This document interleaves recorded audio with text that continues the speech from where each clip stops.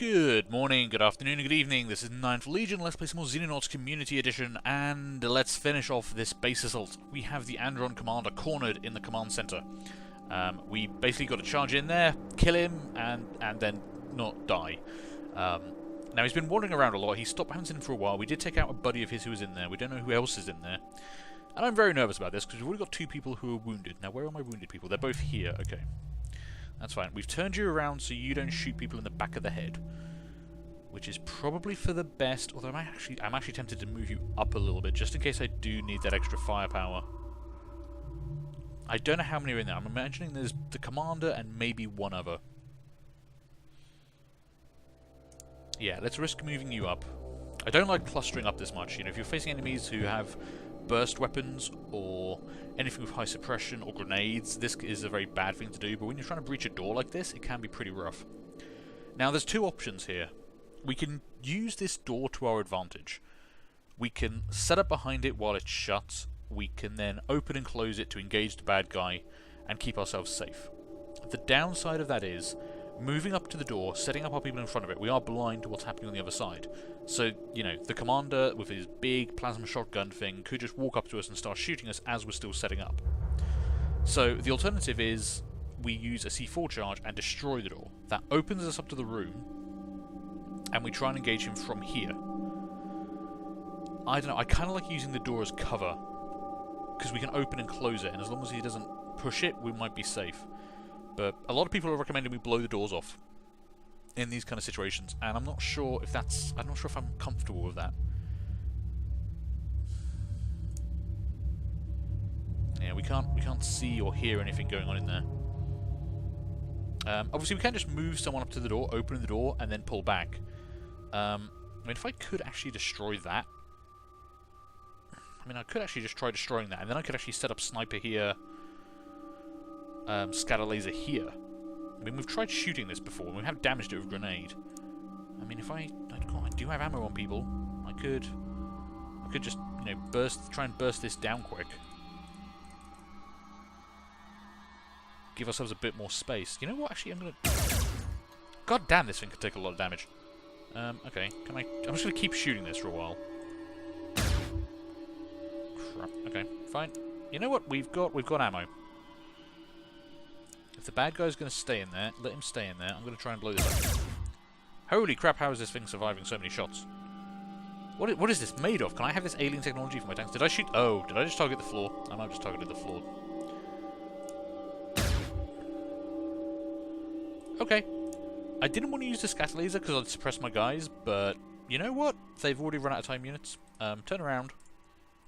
Light this thing up for me. 10 shots, point blank range. It says 60% accuracy, but I'm not sure how you're going to miss this.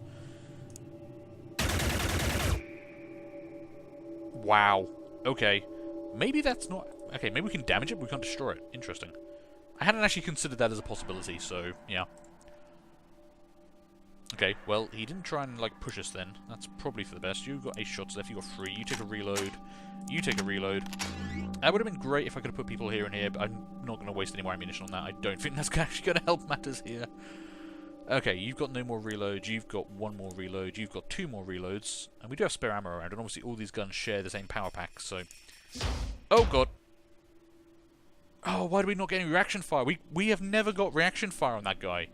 And he just walks in front of the door, and no one shoots him. You guys had ammo and full-time units. Why did no one... You should have been able to see him. You should have been able to see him. You should have been able to see him. You should... Why is no one taking shots at this guy? Has he got some kind of anti-reaction fire shield? Is something happening there? Okay, that was actually not bad though, because we did see more of the room. So this is the command center. If we capture this room, we actually get cameras for the entire base. Unfortunately, we've already swept the entire base to get here. It is usually the room furthest from your spawn. I'm not sure if it's always directly opposite, but it's usually pretty damn far away. So you can try, I suppose you could try and game it and just like go through here, through here, through here, and then, you know, try and find it first. We actually ended up going this way, so we kind of came to it last. It's very useful to capture this early on because then you can see where all the bad guys are. But this tells us there were no bad guys along here, so most of the room is empty. If there isn't anyone in there, they're going to be like along this wall or in this corner here. But if he's that close, I don't want to pop the door just yet or start trying to move up. He might come around and open the door again. he might just stay there, in which case his short-range weapon will be very, very useful. We want to wait till he's like over here somewhere. We want to give him a chance to get as far away as possible if he's kind of patrolling the room or something. Where our long-range weapons will have advantage over his short-range weapon. Okay, so he's moved down this way. He could be moving up that way. I'm going to give it one more turn. Okay, we've got to start moving in. I think what I'm going to do is move up, pop the door, and then move back. That will then allow us a chance to actually try and engage this guy, so we might be able to see where he is, and also give us a bit more visibility on the room. Okay, so he's all the way back there. Okay, and I'm not seeing anyone else in the room, which is actually pretty good. But he's actually in a spot we don't have a single damn shot on. Where's my sniper? You're there. If I moved you up to there, it's risky. You'd have a shot from there. You would have a shot from there, but you wouldn't be able to take a shot and then move back. Okay, close the door. Oh god. Wow, that actually used a lot more time than I thought it would. Oh god, I gotta actually leave you pretty close to the door here. That's not good. That's not what I wanted. Okay, get some support up there. Let's get you behind the combat shield.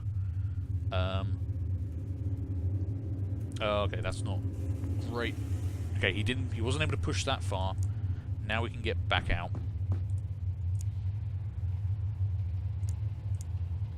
Let's get the sniper there. Have you got you've got the damage combat shield as well? Yeah, I really don't want to leave you there, but I kind of want to put a bit. I'm worried if he comes here, you can fire around the side and hit you. I'm not sure if it's going to cover you from someone firing there. Okay, get out of there. I don't know, I'm tempted to leave you in the way to kind of absorb some fire.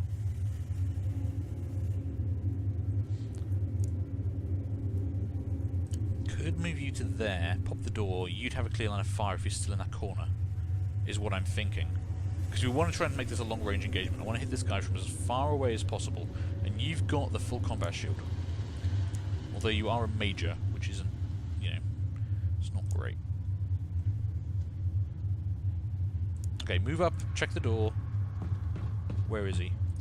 He's still all the way back there. Now that door will automatically close at the end of this, so you don't actually... Actually, I can just pull you back out without closing the door. Do you have a line of sight? If I turn you around, you can still see him, apparently. Okay. Right, get out of there.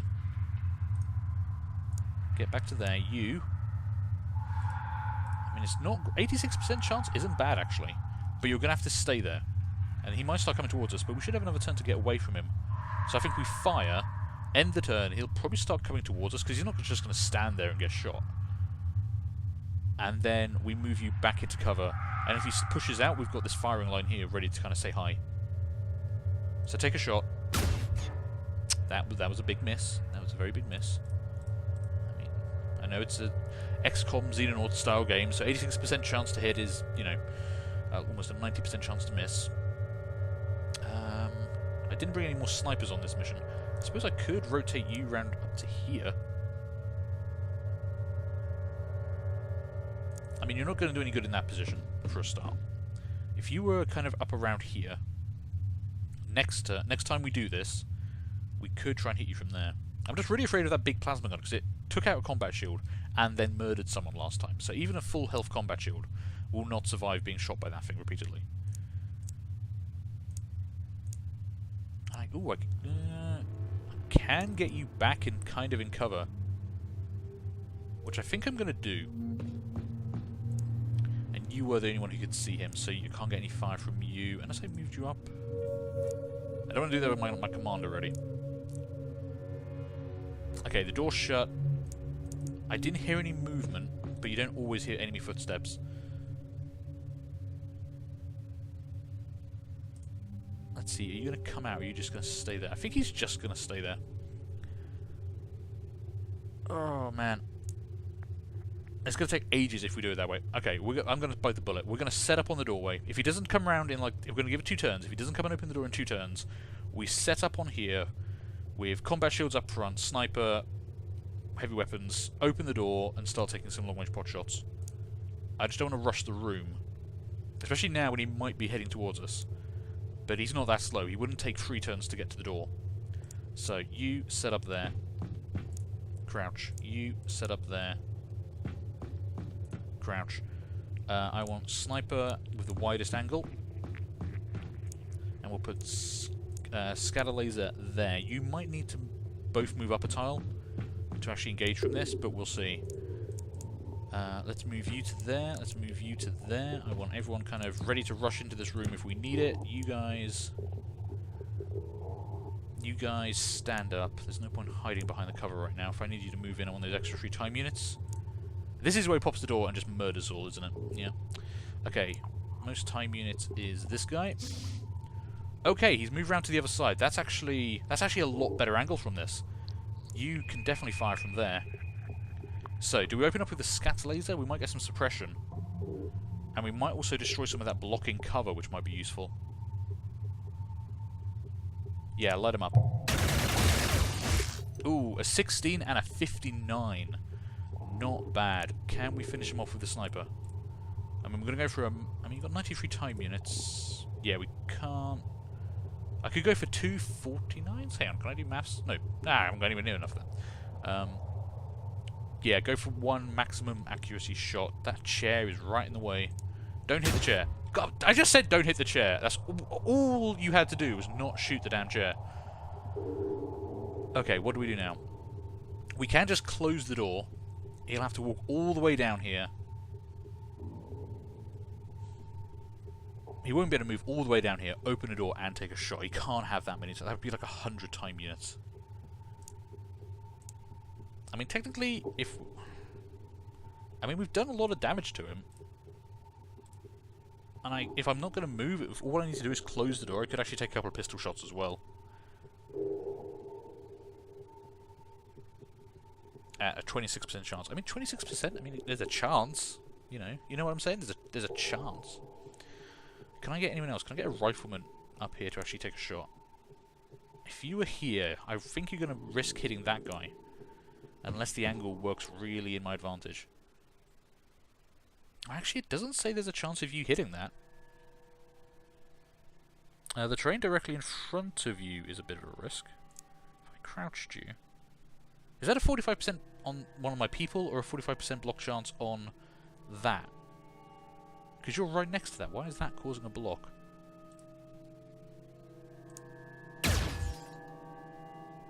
What is it with that chair? That damn chair. Okay, get out of there. I should probably spend time here just to blow that chair up, I swear to God. Okay, we're going to close the door. And see what happens. I mean, he's got to be coming for us. There's no reason for him just to stay there, surely. Or he's just going to stay there and take tons of shots. Fine. That's great. Have fun with that, buddy. Oh boy. Okay, I was not expecting him just to hold that position and just take the shots like that. I thought the AI was a bit smarter than that, but maybe at this point he's like, I can't leave this room. If I leave the command center, they're going to capture it. And the AI is not smart enough to realize that, you know, there's only one way into that room. There's only... If he's leaving the room, it's going to be to engage us. Okay, so 13 bad guys killed. No one died. We took 2 casualties. You injured for 4 days. You injured for 7 days. Ouch! You did lose about 21 health, so I can see why that hurt. You did pick up your Crimson Heart, which gives you +1 to Bravery. Nice. And you've also got the Order of Terror, +3 Bravery, awarded for elimination of 20 extraterrestrial units in combat. Not bad. What have we got here? Zero Slug has the citation for Valor. You have... oh, this was your first base assault mission, so you've captured... You got +1 Bravery for capturing an alien base. Anna Salikova called that as well. Lars Hartman and Victoria Williams all got that. Colonel James Stevens has been on 20 combat missions. We've got loads of promotions. So Zero Slug is now a Major. Congratulations. Major Lucas is now a Colonel. Sergeant Lars is now a Lieutenant. Some nice stat increases there. And Lieutenant Carroll is now Captain. Okay, that's pretty good, actually. 4 promotions isn't bad for a mission. Especially when no one died. We've got 12 Elenium, which is nice. 40 alien alloys, that's really nice. Captured a ton of gear from that. $83,000 in the bank. I will take that quite happily. Okay, right. Man, that was a long base assault mission. I'm sorry the previous kind of episodes were a bit short. I had basically had a lot of real life work on, and I was struggling to record between doing actual work at like 1:30 in the morning. So that's why I had to cut them a bit short, and I was taking things a bit slow. And also I was coming into the missions like really stressed because like work was stressful. Now we need to get this transport back to Europe. And we were struggling a bit. We were worried about being intercepted by fighters. So Squadron 3 does still have fuel. Just patrol there for the time being. I'm also going to send some fighters from Europe. I think Europe fighters might be refueled. Indochina, Europe. You're refueling in 1 hour. Okay. So we've got a little... You're there for a bit. That's fine. Oh, and we've got a Xenopedia entry on a bombing run mission. We have managed to stop these in the past, so we haven't had... I don't think this level of destruction has happened just yet. R&D was able to extract and translate a flight plan from the wreckage of the ET bomber shot down and has passed it over to us. We've mapped the route and it intersects the industrial zones of several cities as well as a classified base. The timing is too tight and the site's too large for ground landings, but adequate for a string of rapid airstrikes culminating with a heavy raid on the base. Commander, it looks like the ETs are going to step up their air campaign. We can expect ET bombers to target strategic, economic and civilian targets of significance, but with a whole planet to pick from, it's going to be difficult to predict where they're going to strike. If this flight plan is any indication, it looks like they'll be tasked with hitting several minor targets and then prep for a major raid, which will expose them to attack by our interceptors. Bombers are very likely to be escorted and will be a medium-class signal or larger. Look for medium signals with flight patterns that focus on specific targets but don't land. Predicted casualties from a bomb run are expected to be in the hundreds, so shut them down as a priority, Commander. We can always send a team in to do ground landings, but bombing runs can only be intercepted. Cool. That's good to know. It's basically what we've been doing with them anyway. Okay, so right, Squadron 3 is returning to base. I now need to launch interceptors from Europe, just so we don't, you know, we just don't want to risk losing a helicopter, well, not even a helicopter, a dropship full of people. So let's have some fighters nearby just in case something does get picked up. Just hang around there for a while. You're going to automatically patrol for a bit. Once we're back in radar coverage, it's less of a risk. It's this area where we don't have any radar coverage that I was concerned about. Cool, and we just made another laser rifle. How are we actually doing? Right, research. Alien communications array is excellent. Plasma weaponry is poor. Let's take a couple of people off that, put them on that. I do want that alien communications array, which we should be able to build. And I think I've got one slot left in the base where I should be able to build this new communications array. That will tell us a lot of information about incoming alien attacks. For example, it'll tell us the species piloting the craft, so we'll know when we're facing androns, and we'll know when we're facing seasons. That will change how we approach these missions quite a lot, because we can say, right, okay, we're going to be facing seasons. That means psychic attacks. That means I want to take people with high bravery who can resist those attacks, and oh god, hello. We have a medium UFO. Let's intercept you. Luckily, I do have more craft. Alright, Corsair 3 and Foxtrot 3, go get on that. Oh, they're so fast. They're so fast, I love it. And it's a Corvette. Okay, shoot that some bitch down. And return to base. We do have a mission, but unfortunately, night is about to fall. Okay, I'm gonna test this. Unfortunately, there's no indicator in the game of when daylight is gonna break. And I can never actually calculate it properly in my own head. So, I don't want to risk, you know, if let's put it this way. We're not doing a night mission. I'm just not. We've done them in the past. They're hell on earth, literally. And I can't be bothered to go on one right now. So, if this crash site isn't going to last until dawn, I will airstrike it. But I don't know when dawn's going to be, so I'm going to kind of cheat a little bit. I feel like it's, you know, surely there's someone in the entire Xenonauts organization who could tell me how long until dawn. And I could go, 9 hours? Yeah, that's fine. But I don't like, it's going to be like 12 hours or something, but anyway, I can never work it out properly. So we're just going to save quickly, and if it looks like it'll last until dawn, I might go on the mission, you know, in daylight. If it looks like it's going to be nighttime, or it's going to disappear before dawn comes, then screw that. Okay, we have another UFO coming on Indochina. Do we have... Are my planes refueled? Oh yeah, oh god, everything's ready. That's fine. Give me a Corsair and a Foxtrot for a medium, and go, go, go. So fast, these modern planes, I love it. What are you? You're a landing ship. Interesting. We should have the fuel for this, so let's tail until over land. If we run out of fuel, I should be able to send more fighters out. The only problem is, I mean, this is probably the start of the next wave of incoming attacks. We might need to deal with this now. Actually, I might just shoot this down over the ocean. We haven't actually done a landing ship ground mission yet, but... And you do get quite a lot of stuff from these, because they are quite big ships. But I'm worried we're going to see a wave of new attacks coming in. We just had one there, one there. We're probably going to see 2 or 3 or 4 more craft come into attack. And that means I might need these jets back. You know, I need to get them back to base, rearmed, refueled as soon as possible. Not have them tailing this UFO for possibly a couple of hours as it flies over the ocean. Because there's not a lot of land here. So actually, I'm just going to shoot you down now. Oh, wow.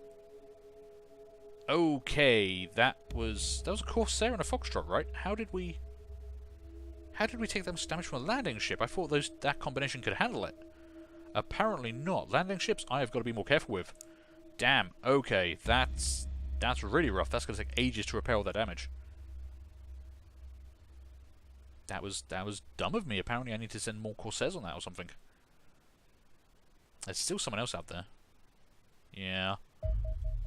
And there we go. Yeah, another medium Corvette coming in. Right.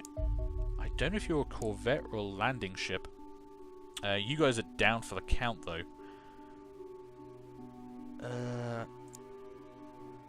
You know what? I'm going to send up I'm going to send up 3 Condors, and hopefully they can deal with whatever it is. It might actually be another landing ship. Yeah, it is. Damn. Okay. There's got to be a base down here, or they're trying to set up a base. That's what these landing ships are probably trying to do. I don't know if 3 Condors can handle this, but I'm gonna just give it a try.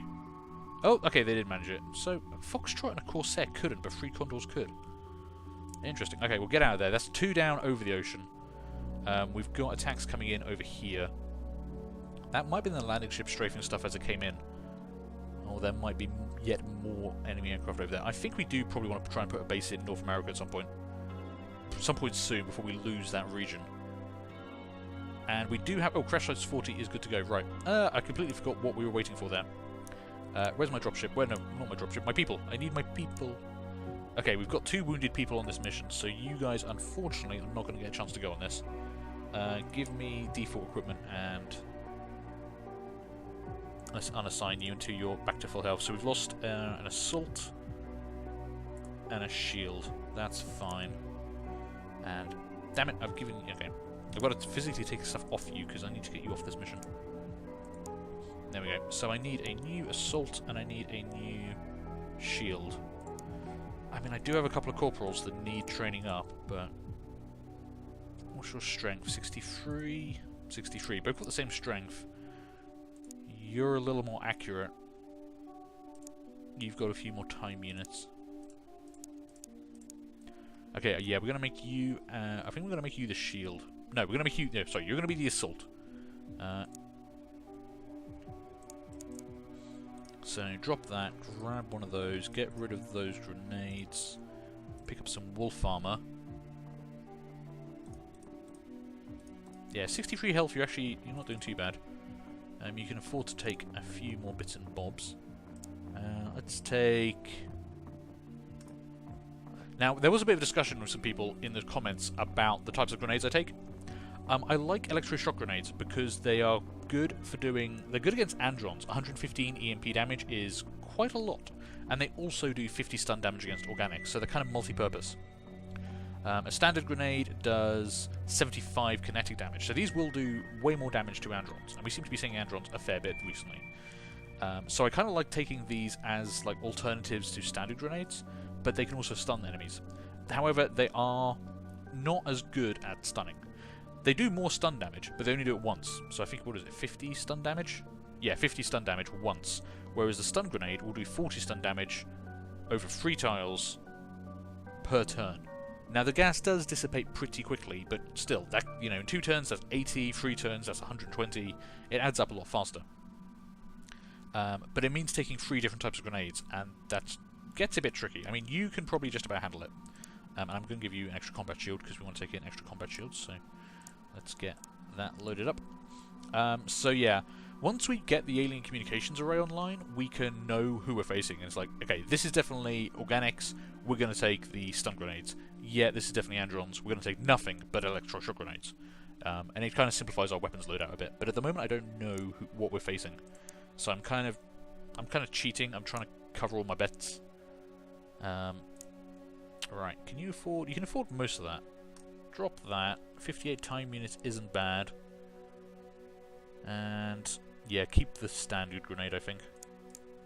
Alright, assign you to that. Okay, dropship. Okay, where is everyone? Combat shield, so you're both assaults carrying combat shields. Laser rifle, precision laser. You're... That's a shield. Where's the other shield? Ah, there. Okay, come over here.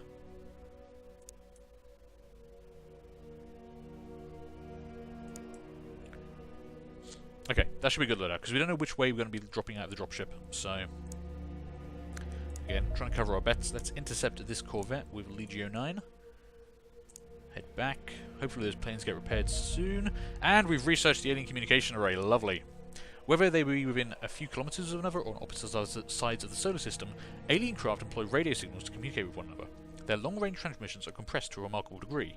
Only a few fleeting nanoseconds of signal carry all the data the aliens need. The short duration of these transmissions make it difficult to capture any fleet-level alien communications, but the sheer quantity of radio receivers on our planet means that a few examples have been recorded purely by chance. There are literally thousands of intelligence operatives across the planet who are working to crack the encryption codes, but the extraterrestrials are using quantum-level cryptology. It is highly unlikely that humanity could crack the codes in the lifetime of our galaxy, let alone that of a human being. So it is open to debate whether our attempts to do so should be considered inspirational or grossly stupid. Anyway, a far more effective solution would be to capture a device capable of decrypting the signal. The decryption devices aboard the UFOs captured to date have proved completely inert, apparently requiring an alien user. However, one of the artifacts remaining recovered from the captured alien base appears to be a communications array capable of sending transmissions, so once it was set up to transmit in our laboratories, we could reverse engineer the encryption methods in a matter of hours. We can use this knowledge to design a base structure that would decode the transmission sent by alien vessels, giving us additional information on the composition and intent. Incidentally, the transmission that the rest of the world is so desperately working to decode is the autopsy report of an unfortunate freshwater salmon abducted and dissected by the alien forces. I think it's best to keep that to ourselves. Why would they... Okay. Yeah, fine. So we can now... we have to research the Quantum Cryptology Center, and then we can build the alien communications device. Damn it! Oh, man, it's going to take so long. That's fine. I do kind of want to start working on plasma weaponry, so I want everyone working on that. That is proving to be... That's actually proving to be a much bigger project. We've had people working on that for a while now. Okay, that's all doing fine. How are my interceptors looking? You're grounded for 9 hours, 7 hours, and you guys are rearming. So Indochina is basically out the fight. We've only got 2 planes left who are ready to go, but we should be able to get to this crash site momentarily. There is a UFO down there. That's slightly alarming. Alright, engage the mission. Let's see what we're faced with. So another mission in South Africa. We've had a lot of missions in South Africa.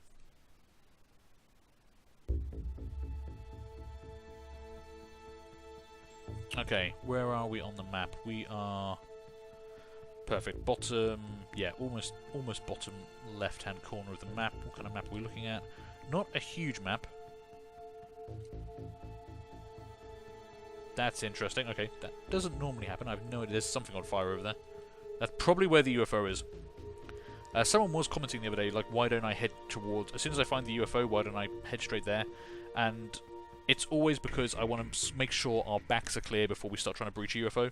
I don't want to be in the middle of moving people inside a UFO and possibly fighting people in the entry corridors when an alien paths in behind us and starts shooting us from the rear. Because primarily I'll be setting up in cover to face the UFO, so it means my people are exposed, they're not even looking that direction, and can you just imagine how much panic I'll have in my voice when I'm getting shot from front and back? That's just a bad idea. Zero Slug, why are you carrying... Oh, okay. That's fine. Oh, you've got tons of them. Ooh, okay. I did forget to take all the extra bullets off people that I gave them for the ground assault mission. We might have a bunch of stuff to drop. Have you actually got a gun? Oh, you do have a gun. Okay. That's fine. You're just carrying extra combat shields. I like how we're all facing the wrong way for the, dominant portion of the map here. They've all decided to face the edge of the map, which is less than useful. So would you mind turning around and letting me know what you can see? Because that would be greatly appreciated. Okay, this doesn't look too bad. We've got a nice radio structure here. That's that could actually be some good cover. We can move people up to here, maybe use that. Have to clear out around these rocks here, but once that area is clear, that might be good cover as well. Yeah, looks like we can move people through that. Okay. Well, I think I'm going to take a break here, though. So, thank you guys for watching. I hope you enjoyed this. Do feel free to leave a like, leave a comment, and subscribe. And hopefully, I'm going to see you later on for the next one of these. Bye.